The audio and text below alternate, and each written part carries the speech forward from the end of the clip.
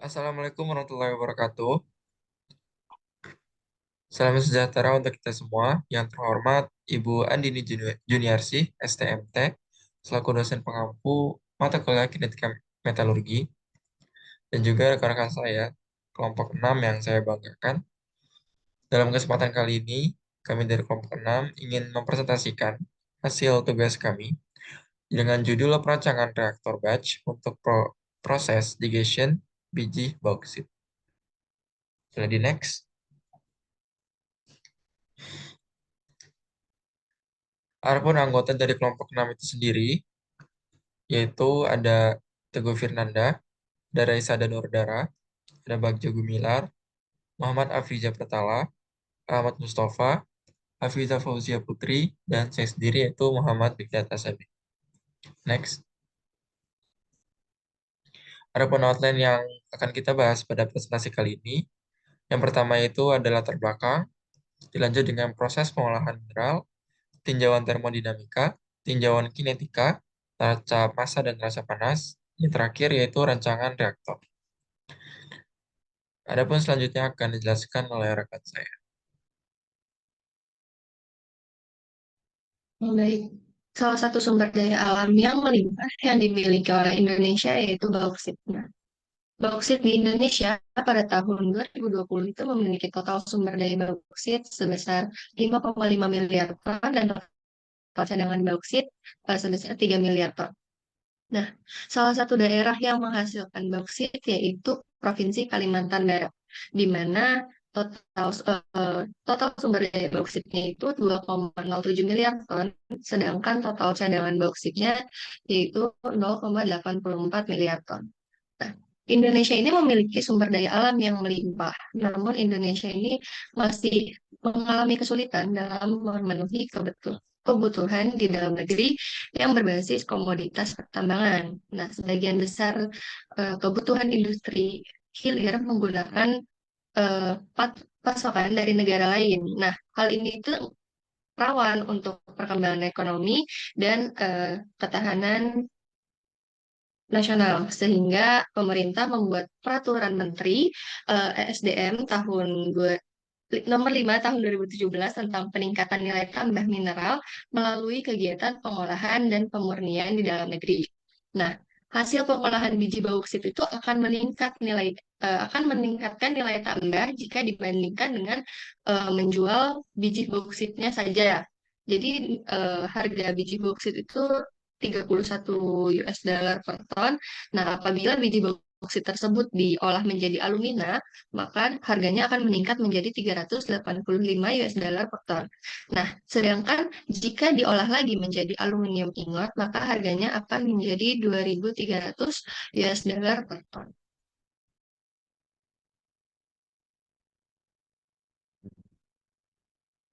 Nah, adapun biji bauksit ini terbentuk dari proses laterisasi batuan induk yang terbentuk di daerah tropika dan subtropika, di mana biji bauksit ini mengandung eh, komponen utamanya yaitu Al2O3 sekitar 52,07% dan Fe2O3 sekitar 11,56% dan memiliki SiO2 sekitar 3,32% dan mineral lainnya dengan presentasi kecil seperti TiO2, Na2O, CaO, dan LiO.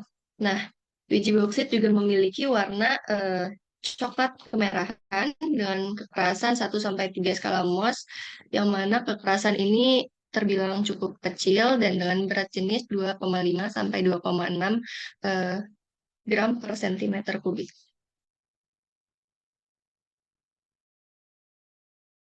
Baik, setelah kita mengetahui biji bauksit itu seperti apa dan kandungannya, di sini kita masuki proses pengolahan mineral, itu biji bauksit itu sendiri.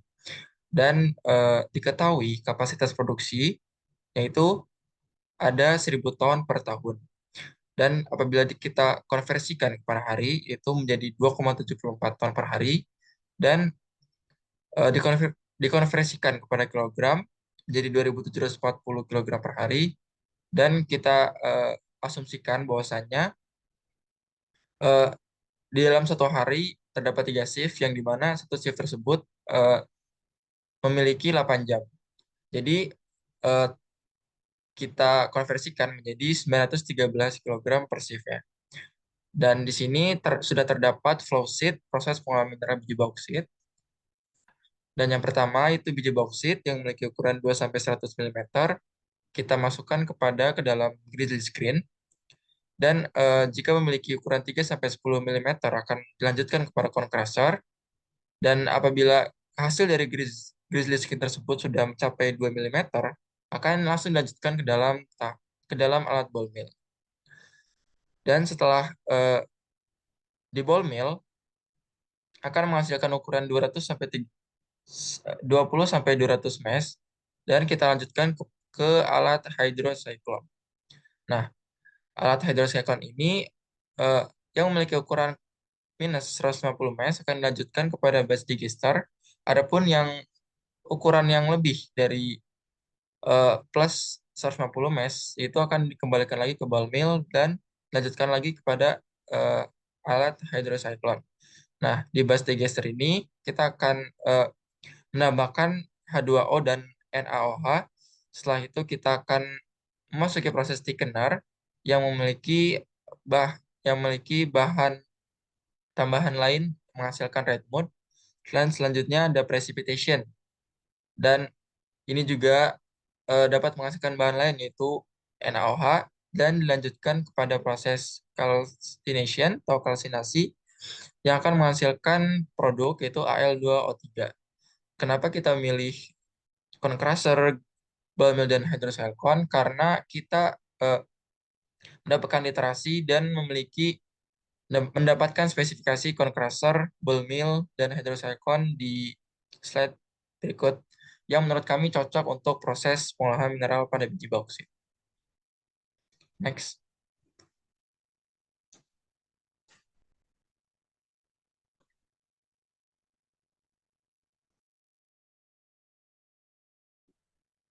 Oke, selanjutnya ada tinjauan termodinamika.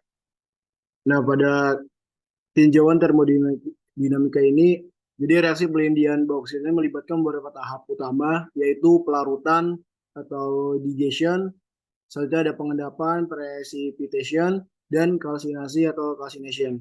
Nah, pada tahap pelarutan atau digestion, bauksit atau Al2O3 H2O bereaksi dengan larutan natrium hidroksida yaitu NaOH dalam reaktor tekanan tinggi.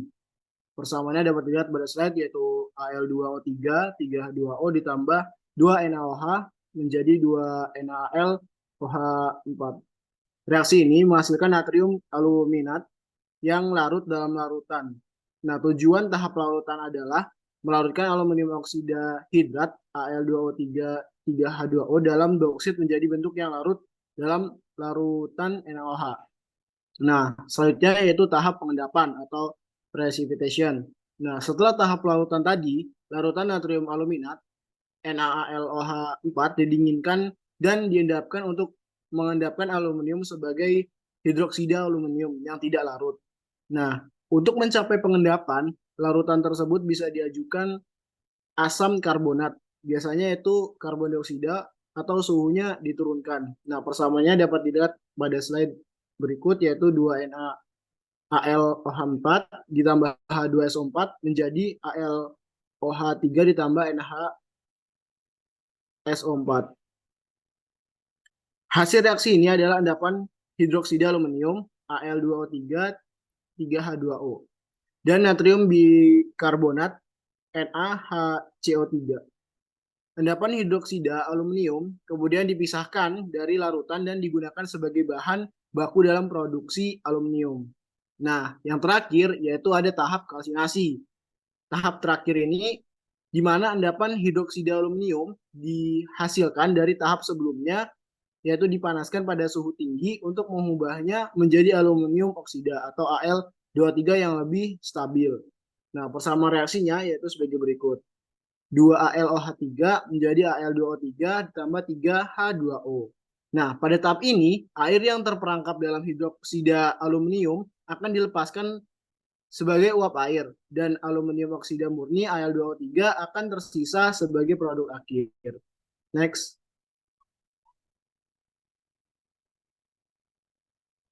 Oke. Pada slide berikut ada diagram Forbex AL dalam proses leaching.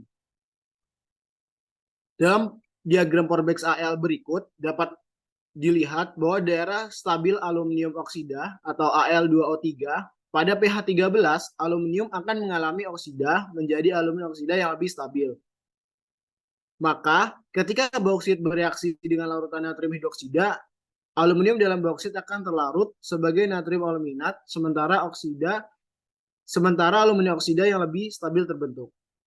Next.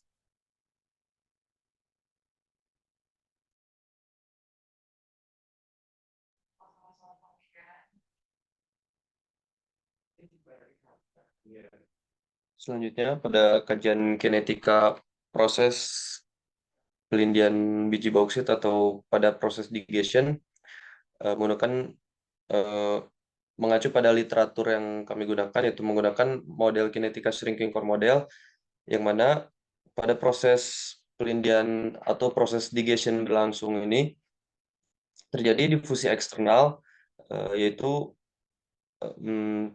agen pelindi berdifusi secara bertahap kepada menuju ash surface atau lapisan permukaan abu.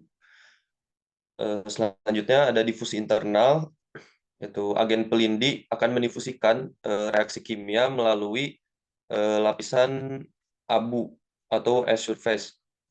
Yang ketiga yaitu terjadi reaksi kimia di permukaan, lalu terjadi difusi internal. Difusi internal yang keempat ini adalah proses terbentuknya lapisan produk atau product layer. Yang kelima itu difusi eksternal, larutan produk akan berdifusi ke dalam larutan. Next.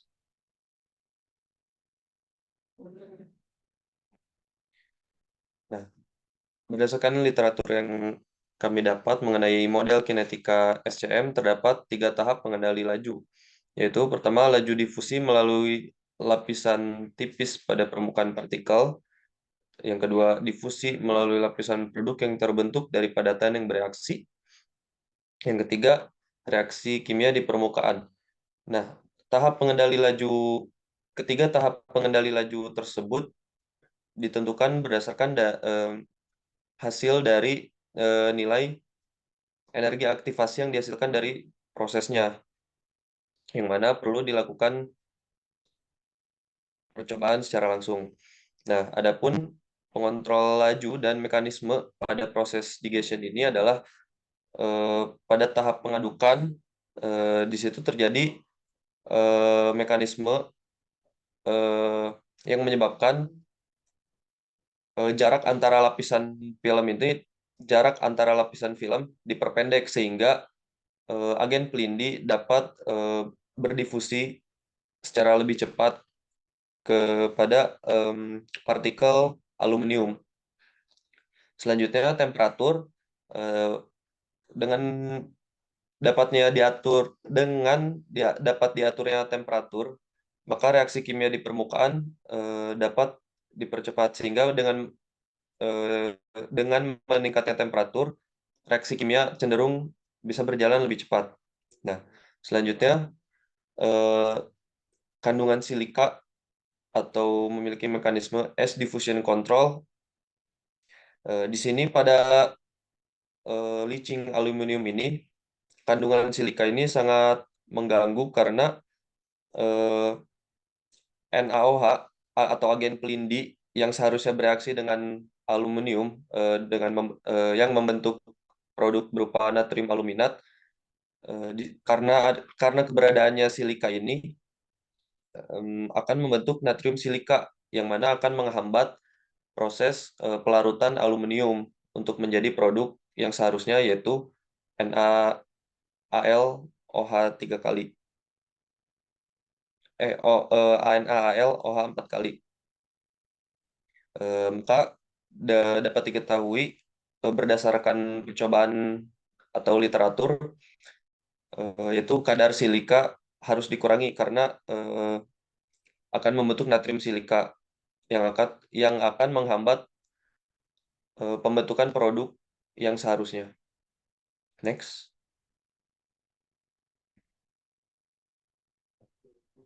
Selanjutnya adalah neraca massa. Nah, untuk perhitungan di neraca massa ini didasarkan pada pengasumsian kapasitas produksi dari suatu pabrik pengolahan biji bauksit sebesar 1.000 ton per tahun, di mana kita tahu bahwa 1 ton itu terdiri dari 1.000 kilogram. Jadi, pabrik ini mengolah biji bauksit 1.000.000 kilogram per tahun, di mana 1 tahun itu terdiri dari 365 hari, maka dalam 1 harinya, pabrik tersebut mengolah sekitar 2.739 kilogram. Jika pabrik tersebut beroperasi dalam 3 shift per harinya, di mana 1 shift itu terdiri dari 3 jam, maka dalam 1 shift pabrik tersebut dapat mengolah sekitar 913 kilogram biji bauksit.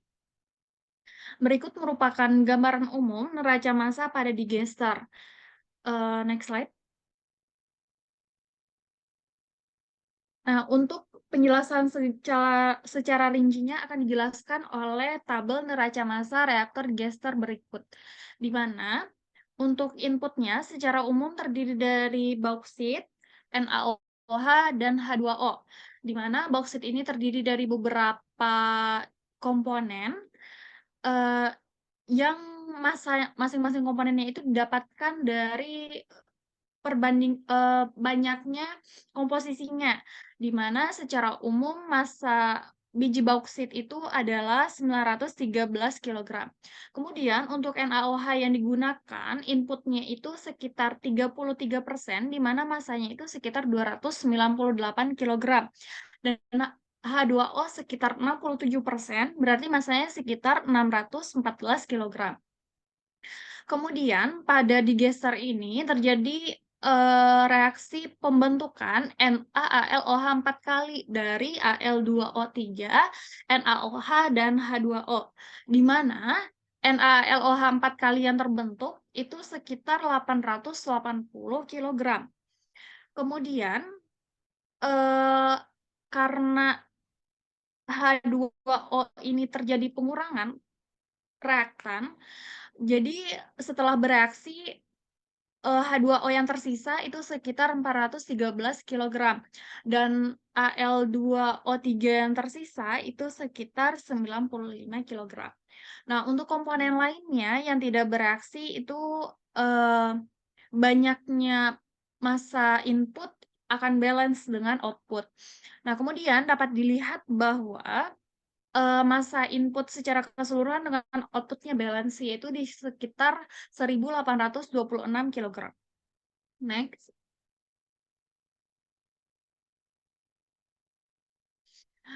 Kemudian dapat dilihat neraca massa thickener. Nah, di mana pada proses thickener ini NaLOH 4 kali yang dihasilkan dari digester nantinya akan diproses pada thickener untuk memisahkan antara red mode dengan NaAlOH 4 kali. Tujuannya apa? Tujuannya adalah untuk mendapatkan NaAlOH 4 kali yang lebih murni dari kontaminasi senyawa pengotornya.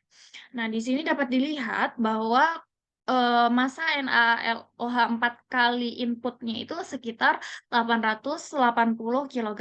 Sedangkan untuk outputnya itu sekitar 867 kg. Nah, sedangkan untuk red mode-nya itu NaAlOH 4 kali sekitar 12 kg, di mana dapat dilihat bahwa massa input secara keseluruhan dan output-nya itu balance. Next. Kemudian, tabel berikut menjelaskan neraca massa presipitasi. Nah, tujuan dari presipitasi itu adalah untuk memisahkan antara NaOH yang dari natrium aluminat dengan cara mengkristalkannya menjadi NaAl2O3. Nah, di mana reaksinya itu NaLOH 4 kali dengan massa 867 kg nantinya itu akan membentuk ALOH 3 kali dan H2O. Nah, untuk massa ALOH 3 kali yang terbentuk itu sekitar 573 kg dan NaOH-nya itu sekitar 294 kg. Nah, sedangkan untuk komponen yang lain yang tidak bereaksi itu massanya balance antara input dan output.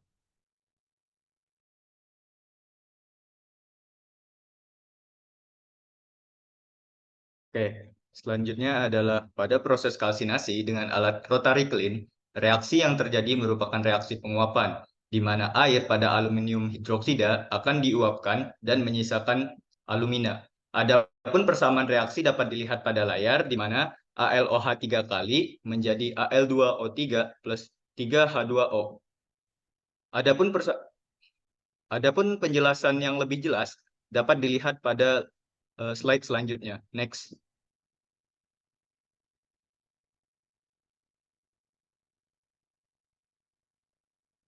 Pada proses kalsinasi ini, aluminium hidroksida sebanyak 573 kg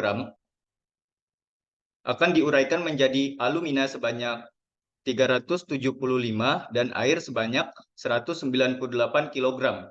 Karena pada input juga terdapat air, maka jumlah air yang menguap sebanyak 606 kg.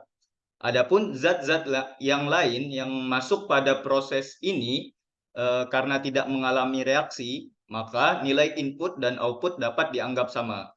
Dapat dilihat pada layar bahwa nilai input secara keseluruhan dan output secara keseluruhan memiliki nilai yang sama.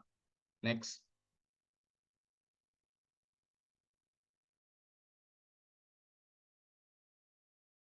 Selanjutnya terdapat perhitungan neraca massa yang kita adapun perhitungan neraca massa ini kita gunakan dengan bantuan software HSC Chemistry versi 9. Berikut adalah tampilan awal input dan output massa dalam satuan kilogram. Setelah dilakukan perhitungan pada neraca massa sebelumnya, di sini terdapat data berupa total H atau total entalpi dan data-data lain yang mendukung. Sedangkan di bawahnya lagi yaitu data kesetimbangan unsur, yang mana unsur-unsur yang tidak bereaksi dinyatakan setimbang, sedangkan unsur yang bereaksi di sini terdapat hanya minus 0,078 untuk unsur aluminium dan minus 0,013 untuk unsur natrium. Next. Untuk lebih jelasnya, berikut adalah material input dari ore beserta senyawa lain yang merupakan pemotornya, dan input berupa agen pelindinya yaitu NaOH dicampur dengan air. Terdapat juga di sini data secara otomatis ditampilkan berupa entalpi pembentukan, berat molekul, dan densitas, sehingga didapatkan secara otomatis nilai total delta H dari semua senyawanya dengan sebelumnya menginputkan terlebih dahulu massa yang telah dihitung pada neraca massa sebelumnya. Berikut pula hasil outputnya dengan direaksikan pada temperatur 120 derajat Celcius. Maka data-data pendukung untuk menghitung neraca panas itu dapat ditampilkan pada tabel yang dapat ditampilkan oleh layar. Next. Berikut adalah data entalpi tiap senyawa pada proses digestion yang merupakan inputnya itu sebesar 5.257,72 dan outputnya itu sebesar 5.287,72. 0,1 yang merupakan entalpinya itu minus, yang artinya pada proses digestion ini reaksi berjalan secara eksotermis. Next. Berikut adalah skema dalam proses digestion ini dan menghasilkan kilos sebanyak 29,29. Oke, next.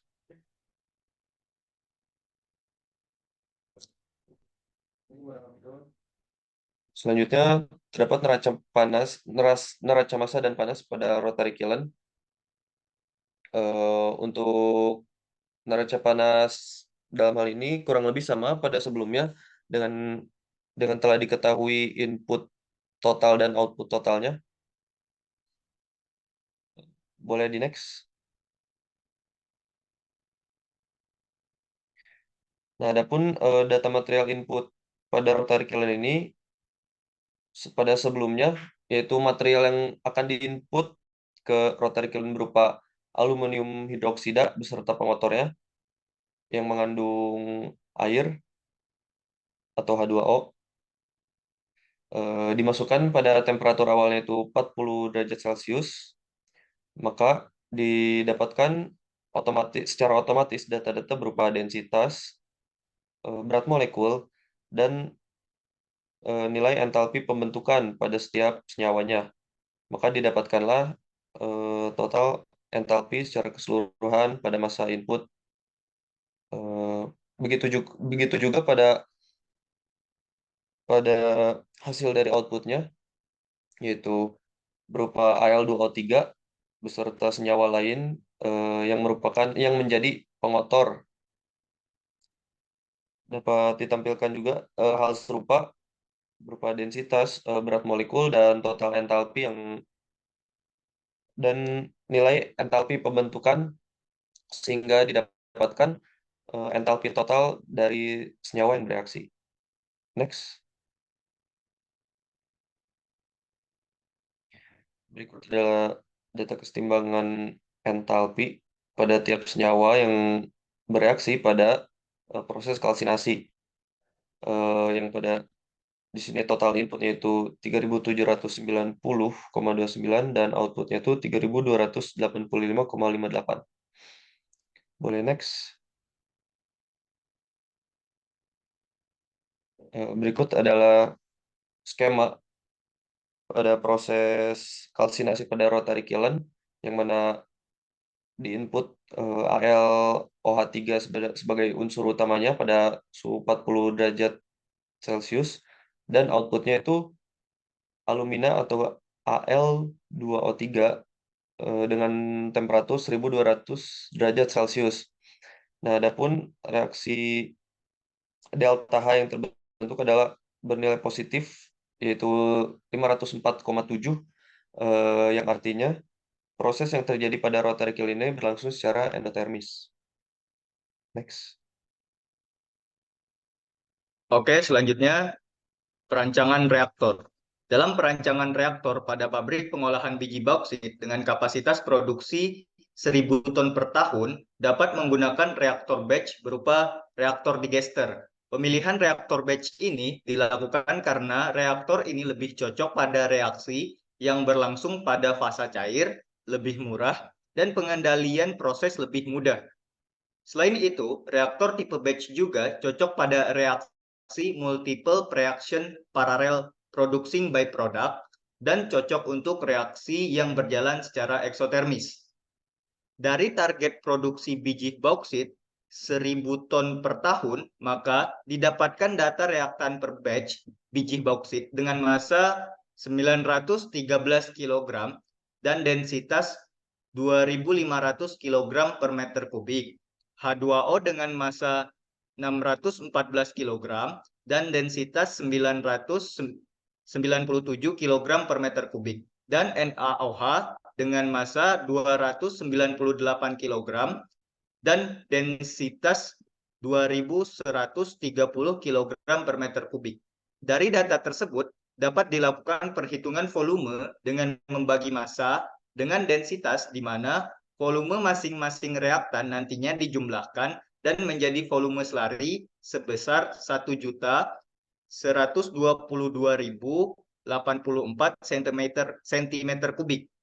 Diasumsikan bahwa volume slurry ideal adalah 80% volume reaktor. Maka volume reaktor adalah 1.402.605 cm kubik.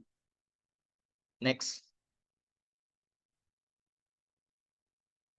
Setelah mengetahui nilai volume, dapat dilakukan perhitungan terhadap nilai D, H, dA, W, I, dan E menggunakan persamaan yang dapat terlihat pada layar dengan nilai D adalah 105 cm, H adalah 158 cm, dA adalah 34 cm, W adalah 7 cm, I adalah 8 cm, dan E adalah 21 cm. Adapun hasil rancangan reaktor yang telah kami buat dapat dilihat pada gambar rancangan batch reaktor, di mana inlet terdapat di atas atau terdapat pada tutup reaktor, dan outlet terdapat di bawah reaktor. Next. Selanjutnya, yaitu ada kesimpulan. Yang pertama, feed yang diumpankan pada proses beneficiasi biji bauksit adalah 2.740 kg per hari. Selanjutnya, yaitu laju reaksi proses leaching dikontrol oleh difusi pada lapisan abu atau as diffusion control karena adanya pembentukan substansi yang tidak diinginkan, yaitu NaOH. Bereaksi dengan silika reaktif membentuk natrium silika yang menjadi hambatan bagi NaOH untuk bereaksi dengan Al2O3. Selanjutnya, yaitu jenis reaktor yang digunakan dalam pengolahan biji bauksit dengan kapasitas 1.000 ton per tahun untuk menghasilkan produk natrium aluminat sebanyak 880 kg adalah dengan batch reaktor dengan volume 1.402.605 cm kubik. Dan yang terakhir yaitu produk akhir proses pengolahan biji bauksit berupa alumina atau Al2O3 sebanyak 375 kg. Next. Di saat ini merupakan beberapa referensi yang kita gunakan untuk menyusun tugas ini. Next. Baik, cukup sekian dari kelompok 6. Terima kasih atas perhatiannya. Wassalamualaikum warahmatullahi wabarakatuh.